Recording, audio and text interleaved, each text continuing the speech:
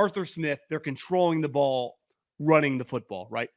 Whether it was a college game or a pro game, we've all seen it where it's like they're going to struggle stopping the run on just 3 plays. They're going to get a lot of first downs, but they're not really going to kill you explosive plays. So if you can just get a couple punts, you're going to get the ball back. They're not going to run away from you. You can live with them playing like that.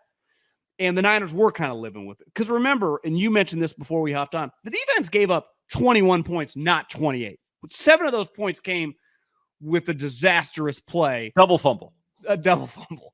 Which, how often do you see the reach around end up in the end zone? That's a pretty lucky play for the Falcons, right? Normally, I've seen it bounce out. Remember, it happened to Carr. Carr did it one time, and it bounced out. And if it bounces out, it's the Niners' ball on the 20. I didn't watch much of this game. Falcons touchdown. But I saw a tweet about Matt Ryan, and I think today he threw for like 55 attempts. His number was really high. Yeah, I think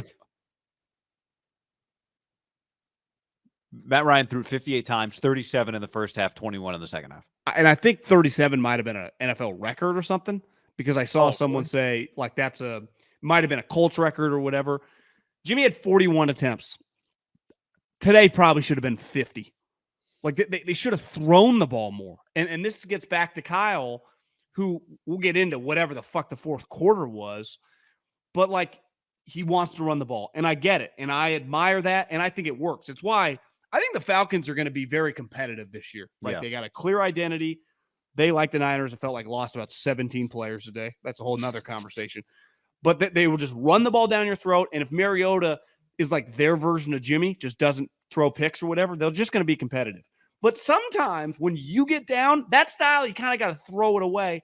And unlike them, but you could argue now, they got Kyle Pitts in London, just fucking ride your horses, throw them the ball. Even if it's not going to be deep breaking routes, keep running slants and outs. And the Chiefs do it. Like, I watch the Chiefs. They're not pushing the ball that far down the field like they used to with Tyreek Hill, but they're still throwing it nonstop. And I'm not acting like you should run it, just put everything on, Mahomes' shoulders. That's not Jimmy Garoppolo, but like, he was kind of humming today. Like but Kyle's inability, like, I'm sorry, this is where it gets back to Denver.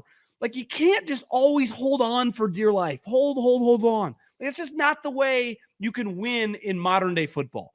And I think when he gets in these tough games where it's not going perfect for him, or he's behind the 8 ball, that's really where he struggles. And I forwarded you the tweet, and the tweet went viral. They have been losing in like, I think 24 games. I don't want to fuck it up. Since Kyle Shanahan took over as a head coach in 2017, the 49ers have been trailing by 7 points, 7+ points, entering the fourth quarter 24 times. Listen, you coach long enough, you're going to be down by a score going into the fourth quarter. They have won 0 of those games. 0. Guy, that's fucking insane. That is an insane stat. If it was 10 times, I'd be like, yeah, it's a little weird. 24. It's a little bit like, it's weird. Like, their guys are not, like, usually to me, front runners are kind of like puss. They're just not guys you'd want in the foxhole. Yeah. They don't really have those guys. So honestly, they're not a front running team in the sense that we say front running is disrespect, but they literally don't win from behind. But I'm putting a lot of that on Kyle. Like, to me, this is Kyle's offense. It's his baby. And what we witnessed in the fourth quarter is one of the biggest embarrassments I've seen this year, just as a team. Like, what was that? You're down multiple scores, and he's dinking and dunking. They're huddling every play. If it was his first year, right? Like, if Brian Daboll was in that situation, they were huddling, you'd be like, well, not ideal. You've had a lot of the offseason. I don't know if you've been a play caller. I know, but I'm just trying to like paint the picture if it was a first-year coach. 6 years, and 5 of those have been with this quarterback, really 5.5. Like, how could they not? The tempo, the urgency, and I know you hate this, but when they go to the fucking sideline and he's just standing there, like, how is he not screaming, hurry up? Isn't that just a basic, like, whether it's Little League, me and you in 1995, whether it's the NFL, whether it's high school football, college, a natural reaction from a sideline, especially whoever the play caller is, no matter what level. Late in a game, fourth quarter, you're down multiple scores. It'd be one thing if it's 10 minutes left, you're down 3, like, no urgency. Multiple scores, when clearly you're not getting that many possessions. I didn't see him once go, hurry up. Basic. Hurry up. I thought it was an embarrassment, bro. I don't. So That was bad. I hated that equally. Where I disagree with you is I don't think the volume of throws was the problem. Like Jimmy threw the ball 27 times in the second half. Kyle Shanahan, did you catch this on the broadcast? They go like, let's go down to Christina Pink, who just caught up with Kyle Shanahan coming out of the locker room. And she's like, hey guys, I just talked to Kyle. He says they really got to run the ball more. Like, thanks, Christina. Then they go throw, 3 and out. Right? He goes throw, then he goes deep shot. He just told her he's got to run the ball more, and he takes a deep shot to Ray McLeod and hits him on the fucking hands. And then he throws the ball again, 3 and out. And that was a huge possession. Like them not scoring, definitely them going 3 and out there was a big deal. But they threw the ball a lot. Now that's where I disagree with you, Jimmy, because I do think there was a point of diminishing returns when Jimmy Garoppolo starts throwing the ball a lot. But when you're down multiple scores late in the game, but they threw the ball 27 times in the second half. Like, I don't think they didn't throw it enough. He tried to squeeze in a couple runs that backfired. Okay, but I'm just saying, like, yeah, well, the third down pitch play did not work. Right. What about some of the screens late in game? But I think the throws. Now, some of those throws came after. I'm talking, I guess, push the ball downfield when you got to go 80 down a couple scores. Now that's where I agree with you. A 16 play. They got the ball with 10 minutes left, down 2 touchdowns, and they put together one of the most beautiful clock draining plays that I saw in the NFL today. The problem was they were down 14, but they went 16 plays. 8 minutes, 50 yards. They managed to cut 50 yards into 10 minutes, 8 minutes, and 16 plays. That is. They get points out of the ball? They did not, John. They failed on 4th down. And that's the drive we're talking about, where it's like they went. I turned the game. I changed the channel. I turned it to red zone after that. And then you text me later that I didn't. I just assumed the game. Then they get the ball with like a minute. The game is over, and it's like 7 yards to Kittle, 8 yards to a receiver, 8 yards to Jeff Wilson, 7 yards. Like it was like they're trying to get into field goal range at the end of a half. It was crazy. But that like here's one sequence on that drive was they think they got a first down. I think maybe it was Debo or somebody I don't remember who it was. Comes up like a half yard short. Niners thought it was first down. They mark it short, 3rd and 1. And you remember this? The officials end up adding like 15 seconds to the clock. Garoppolo yells to the sideline, hey, Kyle, it's 3rd down. Like the play call we got was a first down play call. This is a 3rd down. Okay. Niners changed the play call. And that's when Jimmy was doing this. They had to reset the clock. And they did. They added time. The Niners sneak it. Okay, they sneak it. Great, which is fine. Like 3rd and 1, just get the first down. I'm not complaining Same over thing stuff I would have like done that. later in the game on 3rd down when they ran that pitch play to Tevin Coleman. Then, out of this sneak play to pick up a first down in their own territory, somehow they don't snap the ball again until there's 6 seconds on the play clock. How is that possible? And you said it, and I'll reiterate. How are they not ready for down 2 scores in the second half? And I tweeted this late in the 3rd quarter. They punted down a touchdown. Which was, they were on like their own 30, whatever. Okay. But it was clear their defense could not give up another point because they were only going to get like 3 more possessions at their pace. And that is the heart of it, is they do not move or score quickly. And they didn't last year, and they just don't. They just don't. And what made it particularly hurtful today is that they did hit big plays. The Ray play should have been a tie game a minute and a half into the second half. And that to me is falls squarely on one guy, the head coach, who's the play caller, whose offense is like a family delicacy. That's the thing, right? It's not like, well, he's only been calling plays for a couple years. Like, no, this is like a family way of life.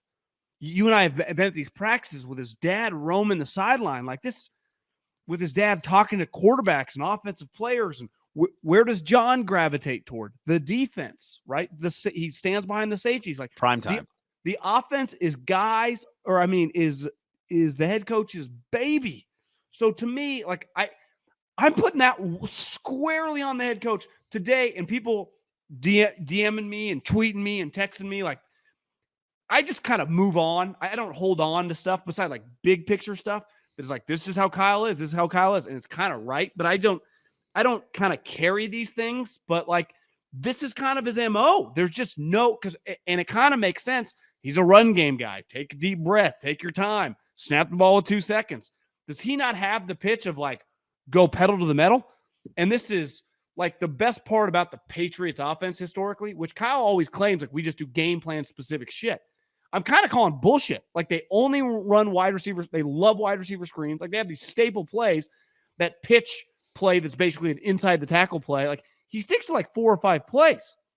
And I just wonder sometimes, like, how do you not have some other curveballs? Like he will, and one thing he does really well, right, is scheme the play and the right time for the guy to be wide open. He does that his entire career 2 or 3 times a game. But it's like the Niners hit that play at such a small percentage. Well, if you only draw it up twice a game, then yeah, if you have 6 of them, you hit half of them. Great, you hit 3. The urgency thing today was one of the most glaring things I've ever seen. The speed in which they were operating, and Kyle not even being mad. It was like he thought they had 5 quarters in the game. It was insane, guy. It really was. It was almost felt like he was waving the white flag to defeat or something, or just like, if we get it, great. If not, fuck it. That's the way it just looked visually. Yeah, Andy Reid is viewed as one of the best coaches in the NFL history, and one of the best offensive coaches in league history, right? He's probably the best offensive coach of his generation, right? Since he's been a head coach the last 20 years. Yeah. He has Patrick Mahomes. Bill Belichick is viewed as maybe the greatest coach of all time. He has Tom Brady. Like, you have to, at the highest level, have a quarterback that can do things that you as the coach cannot do, because all you can do is manage the clock and call plays or whatever, prepare the team, right? And like, Kyle Shanahan needs help from his quarterback. And when I say that, I don't mean he needs somebody better than Jimmy. I do think you need that to ultimately win a championship. But I mean somebody who will do things that Kyle is not capable of doing or is uncomfortable doing. There are things that he is uncomfortable doing, and Jimmy Garoppolo does not make him comfortable to do them. Well, Patrick Mahomes does a bunch of stuff that Andy Reid, I'm sure, makes him hold his breath. Pat today. I mean, Pat, if Steph Curry ruined basketball, Pat Mahomes, you watch college football and it's just dudes throwing like 3/4 hip throws, right? Mahomes does stuff that's got to make coaches freak, but it's okay because in the end, it is more beneficial than it is hurtful. And the Niners just do not do anything that makes Kyle uncomfortable offensively. It's not an apples to apples because Sean McDermott is not the offensive play caller. But where I'd push back a little bit is like deep down, I think Andy kind of likes the chaos, right? The Favre to Donovan. I think it's fine. But again, like you call a play. My ultimate point is like nothing happens. But that makes Kyle uncomfortable. But I think today Sean McDermott is a pretty tightly laced. I don't want to call him a stiff, but he's not Andy. And what he's actually his personality to me, the way he wants to play football is much like Kyle. But I'm looking today, I just pulled up the box score, but I think Josh is kind of Mahomes cloned now, the way he just kind of does stuff randomly. It's like, no, yeah. He has a lot of those. And I think you kind of get used to it. Like how many plays today, I wonder if you could sit down with Ken Dorsey on the plane ride home, did Josh Allen make a play out of nothing? Like, it wasn't there. I was a bad call by me, and he fucking did a 360. Yeah, right. So, yeah, they're ultimately going to need that. But we're jumping steps. We're just talking basic levels of football of, hey, you're down 14 points with 10 minutes left. It's football. That happens, right? That happened this week on Friday. That happened somewhere this week on Saturdays. That probably happened a couple places if we looked around the league today. You got to go pedal, and it's all dependent. Like, is everyone going 3 and out, and you're getting a bunch of possessions? That was not this game. You had to go right away. Max, we're getting 3 possessions. I think you could even say over the headset, this is a must TD drive, right? This might be we might get 2 more the ball in our hands, and this is one of them. And you start calling plays like 4 down territory before it looks pedal like to the fucking metal, and they just Kyle doesn't have it in the playbook. I mean, they do like with 1 minute or whatever when they kind of go no huddle, but he never ever does that stuff. But even at the end of the half, it was disjointed. Right? It wasn't they're into the half 1 minute offense today. was not a well-oiled machine. Like, they do not have that thing dialed in at all. When Like they have to hurry, their reaction seems to be, we can't do that. They have lost to much worse teams in the Kyle era. Yeah. Since they've been good. I mean, much just unbuttoned. Like I think if you watch the Falcons today, you got to kind of tip your hat. Like they are got a couple good players, Grady Jarrett, the tight end, the wide receiver. Mariota's just kind of your bridge AJ quarterback. Terrell. Yeah. And even he like fucking went out in the middle of the game. But that's just solid operation going right now. So I don't view them like you just lost to the Bears or, Denver's weird because they got a bunch of talent, but that operation was an embarrassment.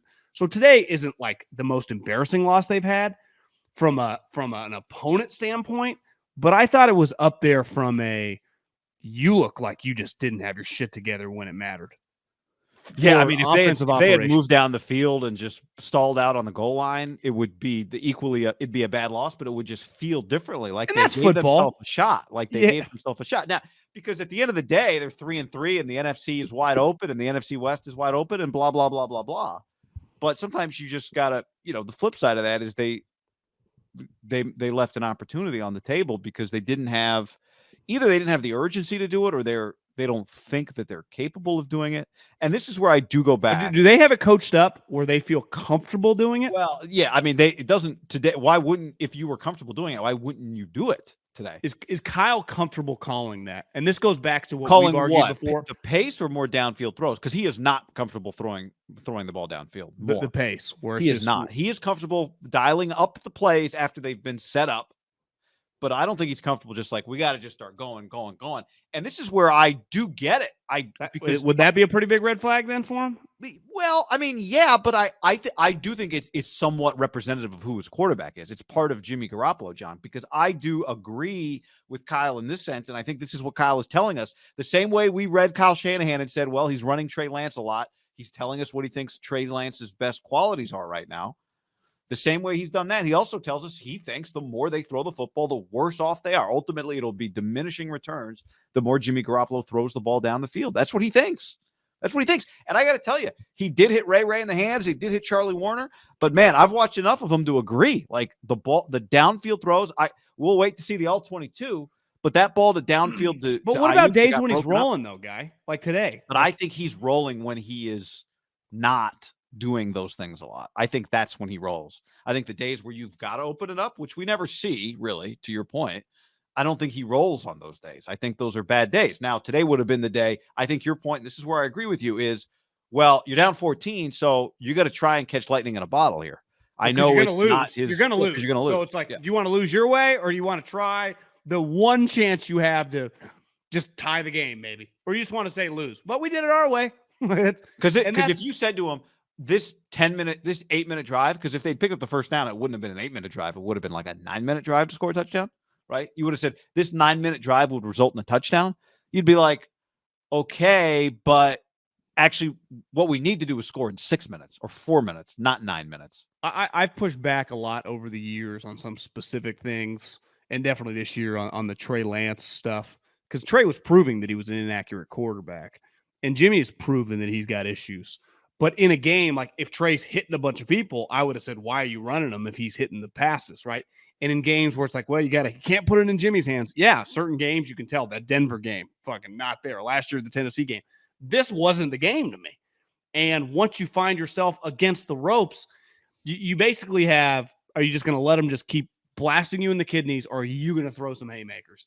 And he's very, very hesitant to do that. So I would say the conventional wisdom of people that consume this game, Niner fans, would be like, what the fuck was that? And I think I have disagreed sometimes over the years. Today, I think it's 100% justified. And it kind of gets the question of, when you're the grand poobah and you answer to nobody, who tells Kyle, like, how does it ever go, Kyle, we need to change something here, which is just would make me a little nervous, because that's just, this might just be who he is until he gets some other quarterback, which if Trey is, but then that's a problem, especially, with the injuries they have. You can't overcome what they got going on right now. I don't care who you got. They could have done it today. They could have overcome injuries today. They gave up 21 points on defense. That's the thing. Like they got a bunch of guys hurt. They didn't lose today because they got a bunch of guys hurt. Didn't help, right? No, of course. But I didn't come out of that game going they lost today because they got a bunch of guys. Now it had a direct impact on the game though. Because they got a bunch of guys. Of course, not having Nick Bosa and all these guys is going to have a direct impact on the game. There's no question. But I'm just saying they could have won the game today despite the injuries. Now they also played the Atlanta Falcons, who's solid. Next week they play the Kansas City Chiefs, who's coming off a loss. So, they play the Chargers later. Like the Chiefs, how many points did the Chiefs score today? 20. So, yeah, I think it's this is. But here's the thing: the Chiefs' defense actually is pretty solid. The Bills only scored 24. Yeah, it's points game to game don't translate. But this is why for years the Niners have. This is what they do. They play games. Their seasons play out by the skin of their teeth week to week. Last year was the same deal. And if the answer is Jimmy's got to, they got to open up the offense with Garoppolo, then they're going to have a problem. I think this team is built. This team, and Garoppolo said this after the game, like, what we like to do is run he knows very well what they like to do. Like the way, it's not just because they like it, it's because it does give them the best chance to win generally. But they find when you find yourself down, yeah, I mean, it's like to me, it's always the knock on like the wing T offense for all the schools in college. Well, it's like if you're down 20-0, you have no shot, and the Niners aren't that, but they are. The Falcons are a shittier version in theory. I know they just beat the Niners. Of them. I would say the Titans, over their little run have kind of been like that. They need to be up in the lead, and then they establish the run, and that's kind of how they win. And then they let their pass rushers go off. And that's just the Niners. It gets back to the coach. He's just unwilling to ever be like, yeah, I'll just throw this out the window and just kind of freewheel it based on experiences. Because he's like, no, I got to know exactly the defense. Like, holy shit, Kyle. Fucking just... You got to be able to ad-lib a little bit on the fly. And that's, to me, like Andy's great at as an offensive play caller. And I'm not even talking about Mahomes doing random stuff. I'm just saying, screen game ain't working. We'll try this. This ain't working. We'll try this. Kyle's not really that big on that. Yeah. When losing. Yeah. An 8-minute drive down 14 in the fourth quarter. I'm not sure I've quite seen that before. I mean, it's probably one of the most... given the circumstances, most embarrassing drive of Kyle's Niner career. Because it'd be one thing, like, you're not getting sacked or anything. You're just, what's going on here? You're just not getting it down the field fast enough. Let me rephrase that. It might be his biggest WTF drive of his career. You're just sitting there like, what the fuck? Is this real? I just kept thinking, like, is this real? What's going on? Is this real? Because here's the deal. If they score a touchdown there, maybe they get a stop, maybe they move down the field quickly, but you're going to have to score 2 touchdowns to tie the game, which means you have to leave yourself enough time to do this again.